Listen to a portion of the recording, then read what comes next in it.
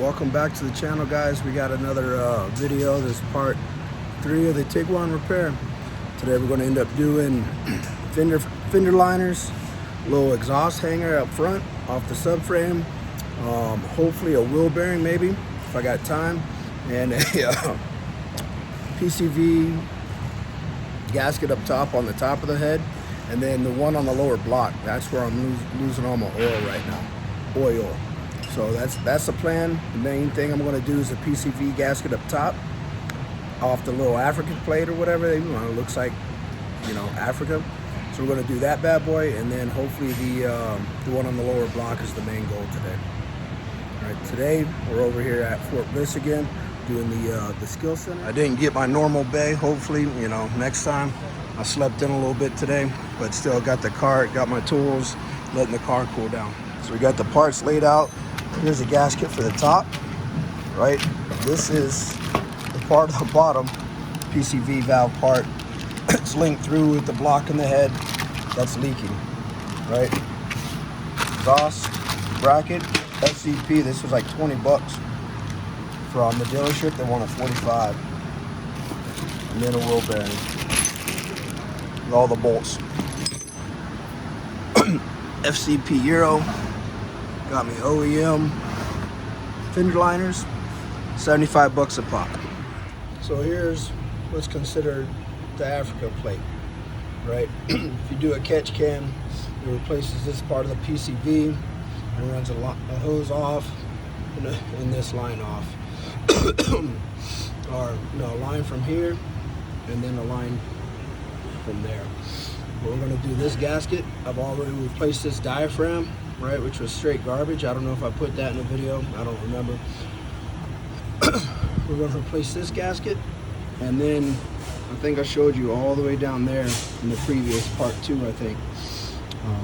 We got to lift it up. We're going to have to end up pull this charge pipe off again. And I just drove about 30 miles. I didn't bring the box fan to cool the engine down.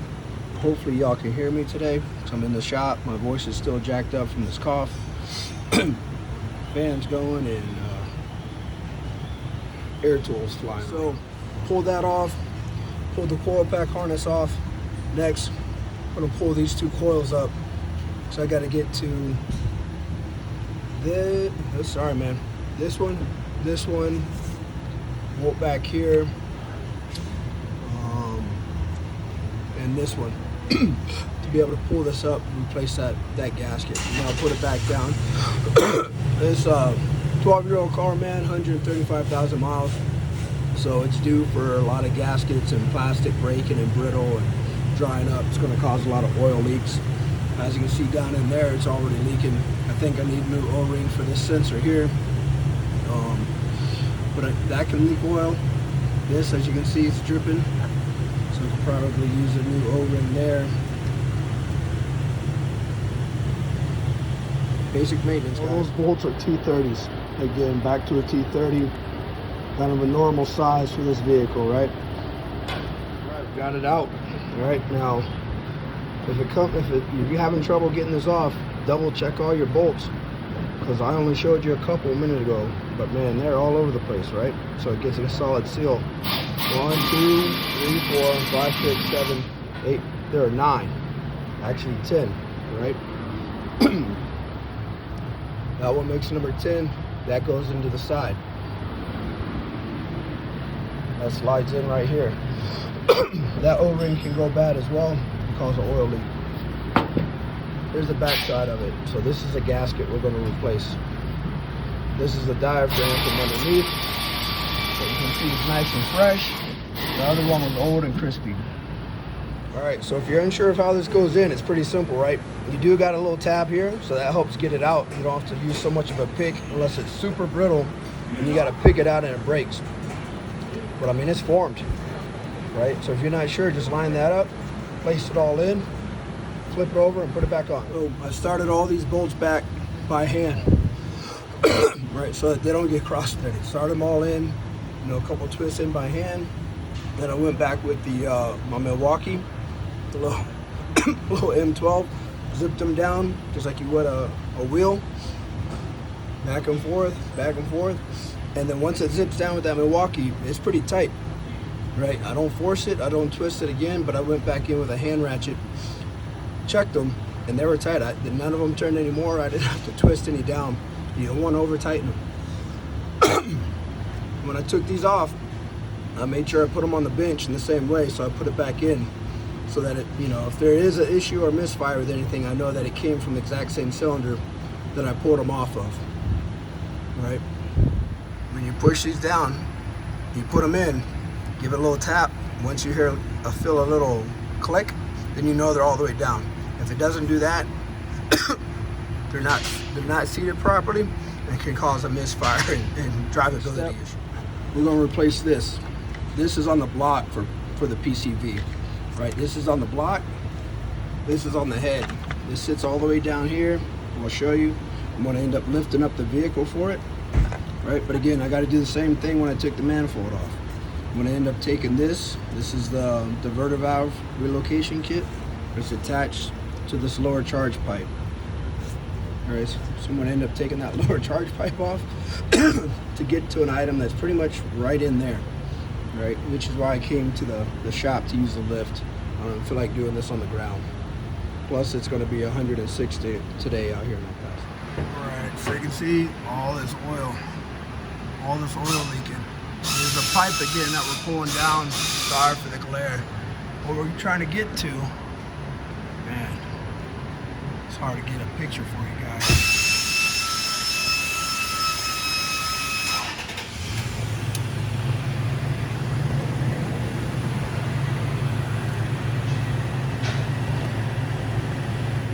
All right, you see that right there. All right, that nice dirty dusty part. So that part right there is coming out. I can focus. Right behind all that. So I'm going to loosen this up, try to get that out of the way a little bit. I'm taking this out, and they're all T30s. Horrible picture. I know, guys, sorry. There you go, a little bit better. So you can see right there, that's what I was trying to get to. But those top two screws right there, those two bolts, that coolant line's in the way. I didn't buy any extra coolant. And I gotta figure out how I can take that off. It's not a normal hose clamp, so I think it twists and pulls. But I gotta do a little bit more research. So the main priority of what I came into the shop for today, I'm not gonna be able to get done. But I did think I found something else I gotta repair. I think this oil seal, this axle seal is leaking. Because this was all covered in oil. I thought it was just oil. So I have to keep an eye on it, see where all this oil is coming from again. So every time I'm under the car, I try to do a little PMCS, little checks and points and right, see what's going on. So you can see here, there's a little bit of strain on this rear control arm bushing. Some crevices there, some little cracks, right? But if you look over here on this one, you can see it's cracked, it's already ripped. So really I need to do rear control arm bushings as well. They've been done once before, but since being on air ride, and it's been about 5 or 6 years, they're a little worn out. This is the bracket here we're going to replace next. From the dealer, this little piece is $45. From FCP Euro, I got a replacement one for 20 bucks. All right. So it's looking like I probably need a rear main seal because it keeps dripping from here. And that's probably not a job I'm going to do just because I don't have the time or the luxury to do it in my own shop to be able to put it up on the lift and leave it there to work in between the work. New one in, 13 CTS. These are removable, so they're 13s. Made it a little bit easier. As you can see, it's still sitting a little low. I think it's just the way it's made. Trying to get it hung properly better. It's just the way it fits. But these are in now. We'll see how long these rubber grommets work. Super simple, probably about 10-15 minutes if that. And I used a exhaust stand to help kind of push up on this to give me some room. Next, we're going to move into doing the fender liners. Bought all new fender liners. So I trimmed these out and I trimmed the fenders out underneath the metal and the flares out because I was running some Boston 22 by 10.5s, some rubber band tires, some 245/30s, and the rear fenders are trimmed too. But we're going to replace the whole fender liner out to repair some of these little speed nuts. All right, we're going to continue trying to knock out this bottom part of the PCV. It's been a couple weeks since the beginning of this video. I had to stop and help a soldier out here on post, but I'm back at the skills center.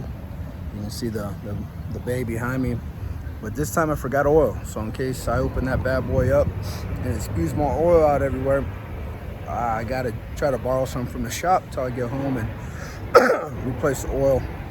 The other part is I'm gonna try to knock out the wheel bearing as well. Those are the two things today I'm gonna try to finish up. And I'll show you also the door actuator, the door lock actuator that I got from Euro Tuning. It was like 60 bucks, I think, 55. Dealership wanted like 200 and some change for the most current model of it, but I got this for 55 and some change, I think. And then I went and bought the little wire. There's a wire that connects to the actuator and the door handle. So I got that from the dealership coming up. So if I do get into the door panel and I need it, I'll have it. If not, then it's extra. So the shop's about 30 miles, post about 30 miles from the house. So I brought a box fan, letting it cool down. Right, this one has been in my garage, so it's got nice and dusty from the back, but letting that cool down. All right, here's my little bay for the day, someone's engine, but I'm over here by myself, bay 21 again. This is where I'd rather be, a little bit quieter for you guys and myself. I don't have so much foot traffic going around. This is for the front left, part number, cross-reference part number for OEM style, the brand, right? Let's see if I can get this open with one hand.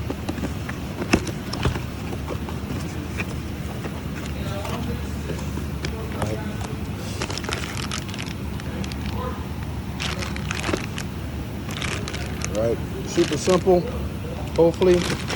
You know, although I think that metal door panel behind the actual, you know, the pretty leather one is riveted in, so that's going to be fun when I get to that. I have another video for that bad boy.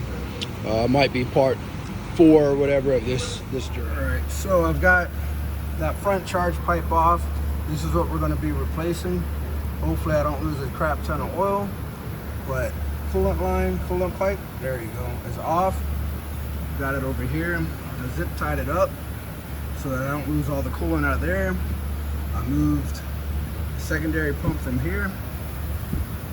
Man, it's tucked up there, disconnected a couple different harnesses so they're not in the way. The two that were a pain, but I noticed last time were right up here. Hopefully with that line gone now, it's going to be able to get it knocked out pretty easily. See that one right there? Where is it? Right there, right? So my normal T30 is too long to fit in there. I couldn't get it across, where we go, there to fit with that AC line. So I use this little insert, T30 with the hole, you know, the tamper proof, and a 1/4 inch, what do you call it, wrench, 1/4 inch wrench to get it out. Put the parts side by side. This is the part number from VW Bilstein, however you pronounce it. Again, the box that it came in, right? Identical, other than much cleaner. Again, this comes with the gasket. There's only one way for it to go on. You can see this one's a little discolored. I want to say it was green when it first came, got put on 12 years ago. Only goes in one way, and you got a nice little tab here. So if this housing isn't broken, you can replace just the gasket. But if you're going to do the work, I personally do what I'm doing. Go ahead and replace the whole part. That way you know that none of the plastic is going to fail due to any other oil seepage coming down on it. Now I was thinking that this was where a good oil leak was coming from. After I did the repair, up top, along with throughout different reasons of ownership of the vehicle. But it all looks intact. But either way, it's going in. This is what it looks like with it out. This nice little gap. That hole right there, that little vent tube, that goes up to the top part of the PCV and vents through the block and the head. So I'm going to finish this up, and I definitely do have a rear main seal leak, right? Something I could do, but I'm going to let the pros tackle that one. I don't have the time with work or probably the patience to do that. So I'm going to end up paying the dealership probably about $2,000 or so. Let's go ahead and knock that out. So I'm going to put this back in and move forward.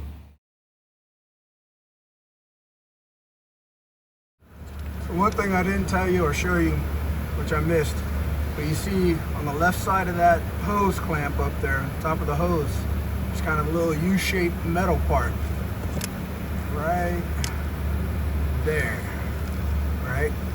That little part's a clip, a little C-clip. Use a long pick or a screwdriver, pop that part out, and the hose will come on down, you know, just like the hose up top. I don't know why I didn't think of that last time I was here, but did a little research, found it's just a little C-clip, pops right out, look at the hose, comes right off for you. So I got a little ahead of myself. I started working on the wheel bearing, and I went ahead, pulled the wheel off, pulled the rotor off, started looking for all the triple squares, all the sockets to fit, try to get it apart. Right now I'm going to start breaking the ball joint apart, and I'll show you what I'm doing, where I'm at right now. So this is the axle bolt. It's a 24 mil 12 point. Sorry, it goes right there. These are, I want to say 21s. It holds the brake carrier with the brake caliper. I've got it hooked up with a little line there so it supports it. And then you've also got a little Torx right here that holds the caliper on. It's a little set screw. I mean, it holds the brake rotor, my apologies. So use the impact on that. A lot of people, you know, some people will break it free with a breaker bar when it's on the ground with the wheel on still. But impact on that bad boy, 24 mil 12 point. What I'm going to do now is I'm going to break these free, take the lower ball joint out so that I can hopefully move this out some so I can get the axle away, so I can get the 12 points in on the back. There's 4 bolts that hold this whole bearing together, right? And then, like I said, breaking those free underneath. There's 3 of them. They're 16s. I'm going to swing this out so I can swing the axle in, and then attach. We'll get to the bolts. Let me see. I'll try to get a picture of them for you. So you can see right there. There's 1, 2, and then the opposing side. Man, I can't get my finger. But there's 4 of them, right? All those got to come out, and then the bearing should be able to slide out from the front. Probably end up using a slide hammer. So we got this out now, right? I took it out. I'm swapping it out. This is when I first moved here. I was hearing some noise. I felt it was a little off. It might be good, it might not. There's no visual like movement, but while driving, you know, I pick up on like any type of odd noises or feelings since I've owned the car, and this one had some odd noise and feeling from the passenger front, right? So this comes out of here like this. This goes in the back, and then it goes in the knuckle. Right, like there. I was so surprised, honestly, that I didn't have to use a slide hammer to get it out of here. I figured it was going to be kind of seized up in there. But once I broke it free, got these bolts out, came right off. Now I used a triple square. I didn't use an impact because I didn't want to shred out those triple square bolts. Right? I didn't want to shred these, strip them out, because you put it in wrong, you yank it on the wrong way, and that's shredded out, stripped out. You just created a world of hurt for yourself. So new ones are actually Torx. What is it, T60?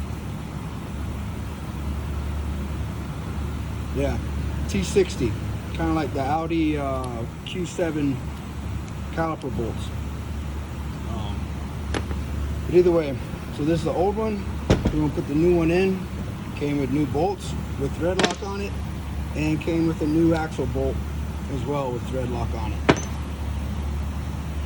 So now to put it in reverse. So I use, like I said, I use hand tools. I used a 13 mil wrench and a 14 mil to get more leverage. If you disconnect your sway bar link and get this out of the way, this bottom one will be so much easier to get done, right? I was fighting with the axle in the way on that one.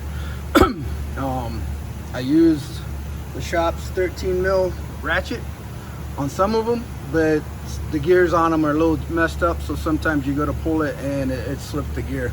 So this bottom one, I just used a 13 and a 14 knuckled up to it. The new one, I don't know when I bought this from, man, where I bought it from. I've had it for like I think a year and a half, right? And as you see, it's got, I think, OEM FAG brand, made in Slovakia. That's the part number.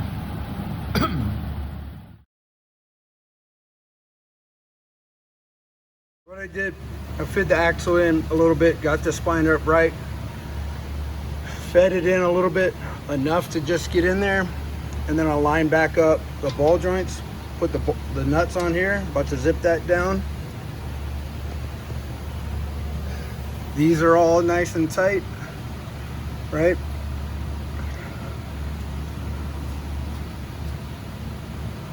I didn't pay any attention whether or not those were different size lugs. Those are different size bolts. So hopefully they're not. Okay, but either way, because the ones that came out were all the same size. So now I'm going to zip these down, put the axle bolt back in, and zip that down. Just finished up the wheel bearing on the bottom part of that PCV, right? This kind of concludes episode 3. It's been, you know, a couple weeks coming because I got halfway through the job and then had to button it up, help out a troop, and then I'll come back to it. But today we did the wheel bearing. What I did before I even took off that caliper and the carrier bracket itself, I took a screwdriver and pried against the rotor a little bit to take some of the tension off of the brake pads, so that whole piece can slide on and off real easy. I believe those were 21 bolts that held it all together. But we've knocked out a bunch of stuff so far on the TIG.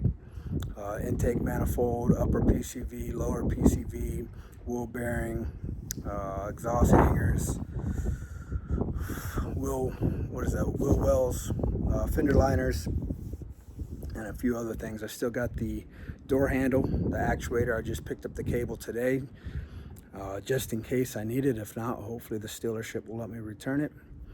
But if any of these things have helped you get through or give you some knowledge on what to do if you have the same thing. Oh, and the steering rack as well.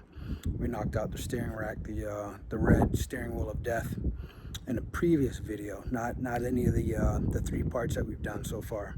But go ahead and look back through the videos I've posted. Hopefully they'll help you out. A lot of it's going to go across the Mark 5 and Mark 6 platforms as well. Probably even some of the Mark 7s. Probably part 4 I'll go ahead and knock out that door handle maybe tomorrow, and then I've also got some stuff on the Audi A6 to take care of, some motor mounts and a few things too. So if you like what you've seen, you know, hit that like button, subscribe, share it over to your friends. Hopefully I'll help them out some as well. All right, thanks for tuning in. Stay tuned for the next one coming.